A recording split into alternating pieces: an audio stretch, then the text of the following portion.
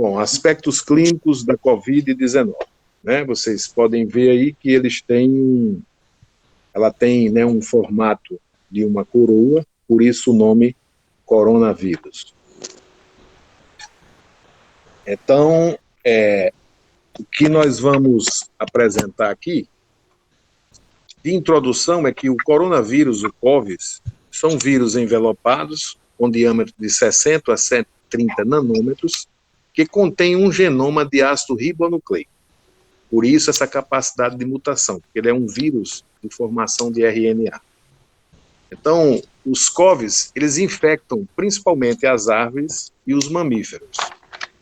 A infecção afeta principalmente o trato respiratório superior, que aí é onde ele tem uma sintomatologia mais leve, porque ele atinge a orofaringe, as fossas nasais, parte da traqueia até mais ou menos o terço médio. Fica semelhante a um resfriado comum, mas pode comprometer o trato respiratório inferior, causando uma síndrome respiratória aguda grave, que essa é a grande preocupação para nós médicos quando o paciente entra nessa fase inflamatória, que é a fase 2 da doença. Porque a grande maioria deles, dependendo do comprometimento pulmonar, evolui para uma linha de tratamento a nível de uma unidade de terapia intensiva. Vejam que nessa projeção aí dessa tela, nós temos aqui mais ou menos o desenho, o ensaio do vírus, né, onde ele se apresenta em um formato de uma coroa e que ele tem umas proteínas escape, com glicoproteínas na membrana, e é através disso aí que há a ligação desse vírus para poder adentrar essa célula e fazendo esse dano no nosso organismo. Então, continuando, é um vírus de RNA com maior tendência a mutações e elevado poder de disseminação. Ele tem uma capacidade de disseminação enorme. É tanto que é matematicamente dito que ele é uma disseminação exponencial. 1 contamina 2, 2 contamina 4, 4 contamina 8. Então, essa é a grande preocupação dessa doença. O modo de transmissão, ele é pessoa a pessoa, através das famosas gotículas de salivas, que elas são expelidas através de espirro, de tosse, contato pessoal direto ou próximo a pessoas infectadas. Contato com os objetos contaminados, né, através dos fômites, que eles têm essa capacidade, é uma substância de absorver e de reter e transportar esse organismo contagioso, levando esse material contaminado à nossa boca, à nossa narina e os nossos olhos, que deve ser evitado. Por isso aquela grande preocupação. Não pegue no meio da máscara, sempre tire a máscara, né, pelos ganchinhos que está na nossa orelha e ponha num saquinho. Depois, para reutilizar, é bom tentar uma máscara nova, não usar mais aquela, porque geralmente há uma contaminação das mãos e é isso que faz com que adentre esse vírus no nosso aparelho respiratório. Esse período de incubação, ele acontece geralmente, desse vírus, ele varia entre 2 e 14 dias, sendo que a maioria dos casos ocorrem nos primeiros 5 dias após a exposição. Então, eu tenho um contato com alguém que está contaminado, após 5 dias eu começo a desenvolver aqueles sintomas mais comuns, que são a febre, a tosse seca, né, os espirros, ou seja, sinais de gripe, né? É mais ou menos por aí o caminho. Aqui, nós vamos fazer nesse quadro, nessa exposição, um intervalo de tempo entre a infecção por vírus e a manifestação de sintomas. É o período de incubação. Então, à esquerda nós temos isso dados da própria Organização Mundial de Saúde sobre o SARS-CoV-2, que é o vírus, o COVID-2019, o COVID-19, ele é a doença, então ele tem essa diferenciação, e que esses trabalhos, lógico, como tudo surgiu em 2019 e o país o qual teve o primeiro contato foi a China, então existem muitos trabalhos, eles estão muito debruçados sobre tentar entender e conhecer melhor esses vírus, já que não é a primeira vez que eles têm essa infecção pelo herpes. Então, os pesquisadores estimulam que o período de incubação médio é de 5 dias e pode ser necessário uma quarentena superior ao período recomendado de 14 dias. Se compararmos ele com o ebola, que foi uma epidemia também que houve no oeste da África, o ebola ele levava de 2 a 21 dias de período de incubação.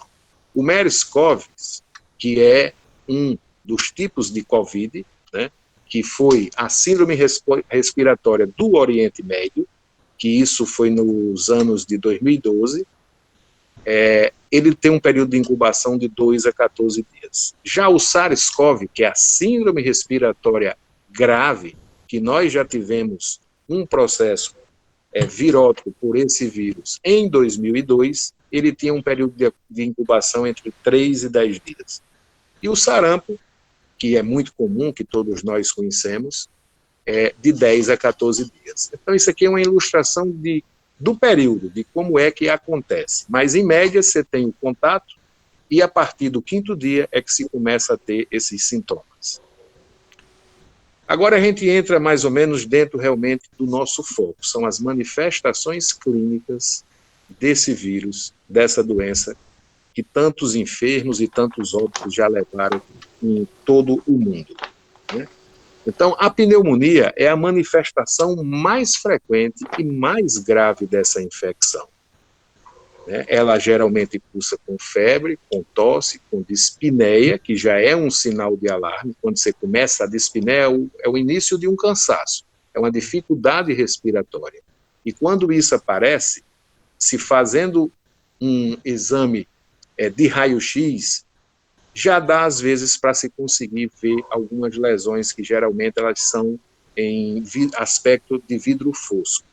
Mas o melhor exame para fazer esse diagnóstico é o tomográfico. Mas em nem toda cidade, em nem todo o estado, assim, do interior do estado, tem a capacidade de ter um tomógrafo disponível para poder ter, realmente, uma acurácia maior em relação a esse exame de imagem.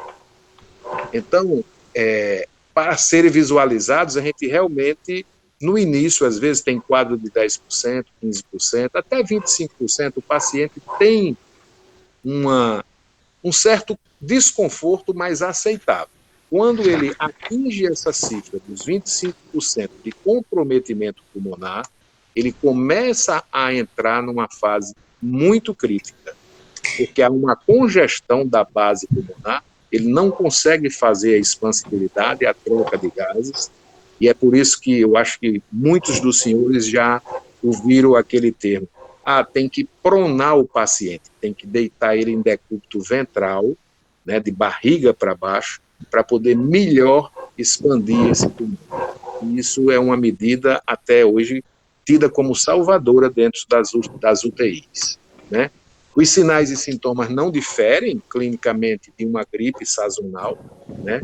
E em termos de frequência dos sintomas em indivíduos hospitalizados na China, eles tiveram esse cuidado de quantificar em percentuais os principais sintomas. A febre, ela está entre 99% e 88,6% dos casos. A fadiga, que é um cansaço, né, uma falta de vontade de fazer as coisas, está entre 70% e 38%. A tosse seca, aquela tosse persistente, que incomoda, levando até uma fadiga da musculatura torácica de tanto tossir, compromete 59%. A anorexia, que é a perda do apetite, chega a 40%. As dores no corpo, que é a mialgia, chega em 35%. A conjuntiva, levando a um quadro de conjuntivite, de inflamação da nossa conjuntiva, chegou a 0,8%, congestão nasal em 4,8%, cefaleia em 13,6% e secreções respiratórias em 33,7%.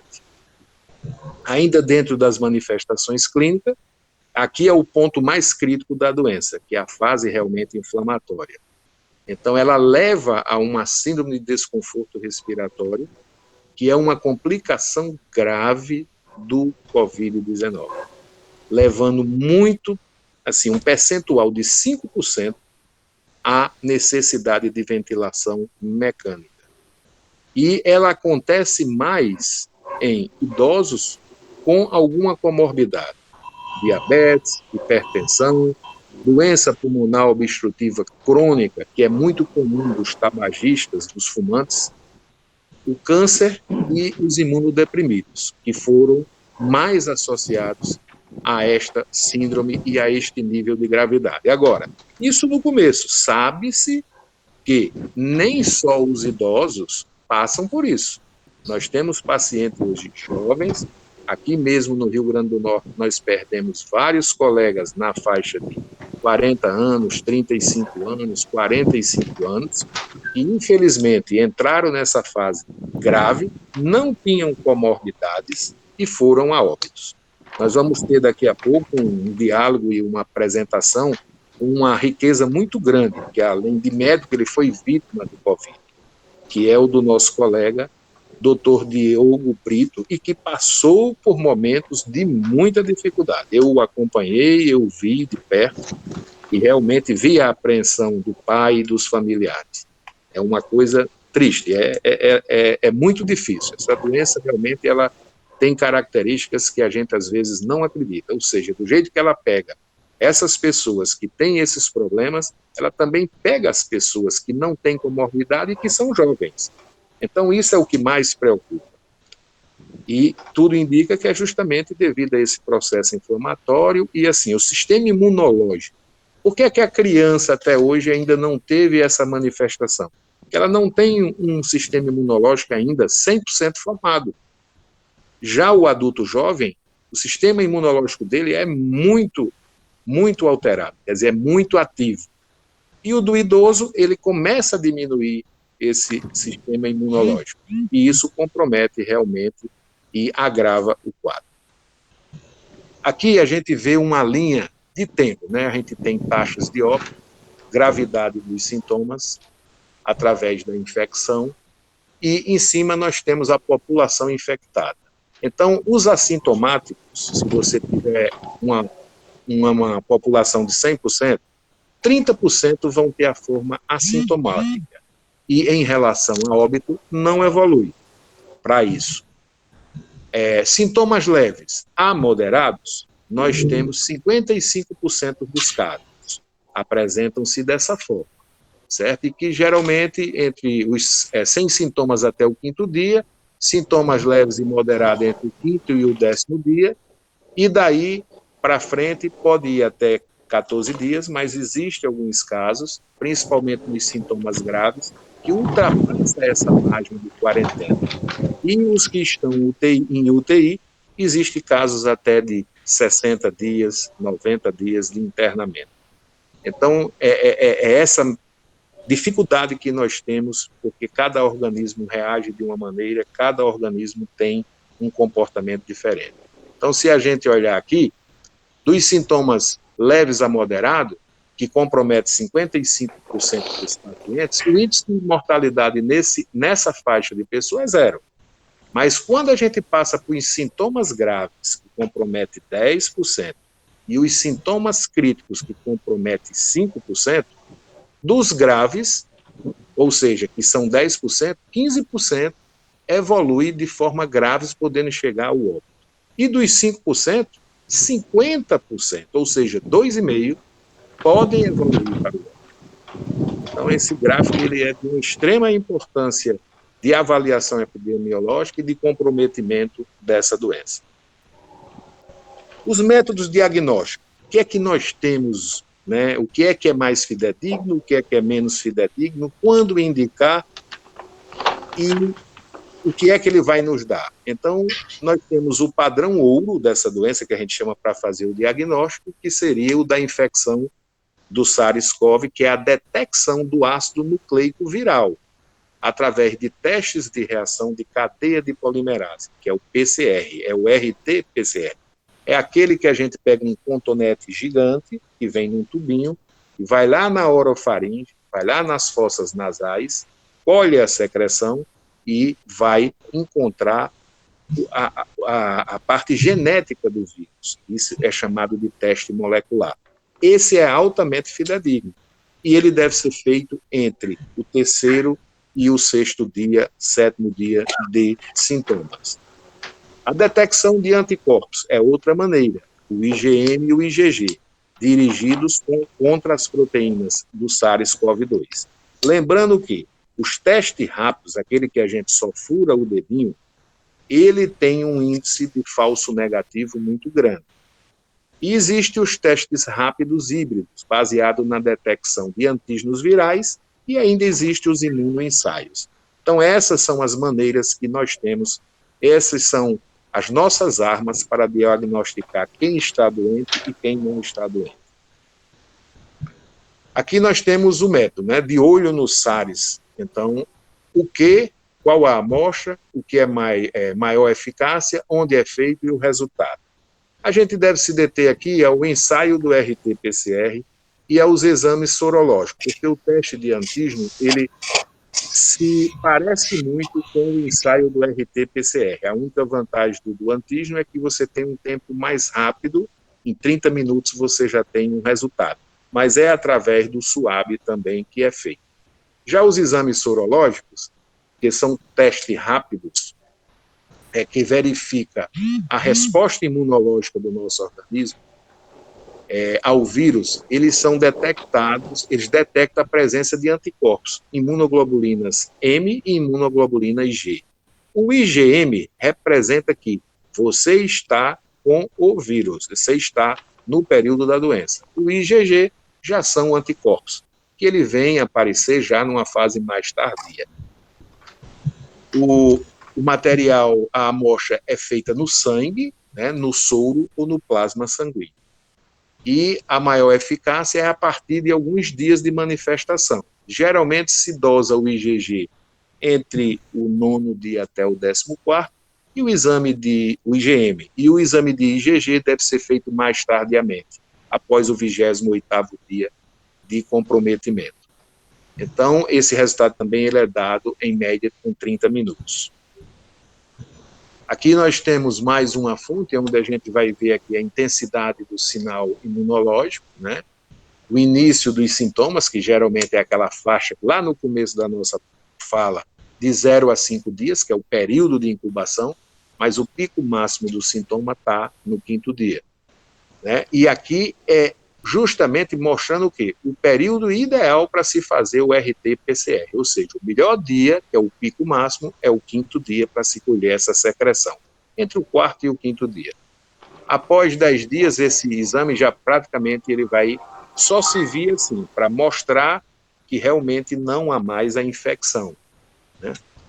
E o pico do IgM ele começa a crescer a partir do 12º e ele vai até o 25º dia. Depois esse IgM ele tende a descer e o IgG se mantém, que é aquele que mostra que nós temos uma certa imunidade, que é outro debate hoje muito grande que está se discutindo, que é justamente essa imunidade é permanente, é duradoura ou ela é temporária? É só 3 meses, é só 6 meses, é só 4 meses?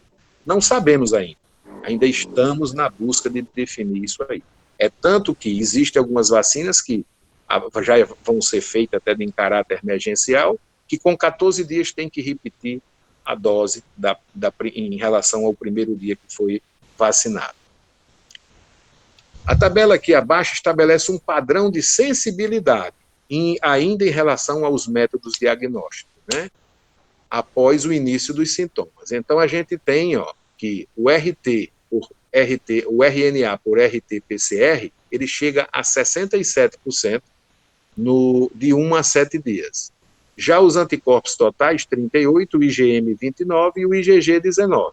Na proporção que vai distanciando o tempo, o RT-PCR vai caindo, tanto que de 15 a 36 dias só chega a 45. Já os antígenos IgM e IgG, que é o que a gente dosa mais aqui no nosso país, após o 15º dia, o IgM tem 94% e o IgG 80%. né? Então, essa fonte desse trabalho é bastante interessante para se ter uma noção, né, em relação à sensibilidade dos exames. E, para encerrar a nossa palestra, espero que tenha cumprido os 15 minutos, precisamos manter os cuidados. Infelizmente, ainda não acabou nada. Nós temos ainda uma batalha muito grande a ser vencida. E, para isso, nós temos que ter cuidados diários de quê? Lavar as mãos com água e sabão, ou use o álcool a 70. Use a máscara e evite o aperto de mão. Mantenha a distância recomendada de 1,5 m a 2 metros é o ideal.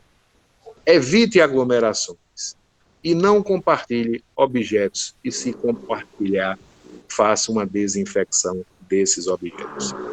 Só tenho a agradecer a oportunidade que me foi dada e aqui a gente encerra essa breve apresentação. Espero ter sido claro e que possa ter contribuído um pouco em termos de conhecimentos de todos nós. Muito bem, claríssimo a sua palestra.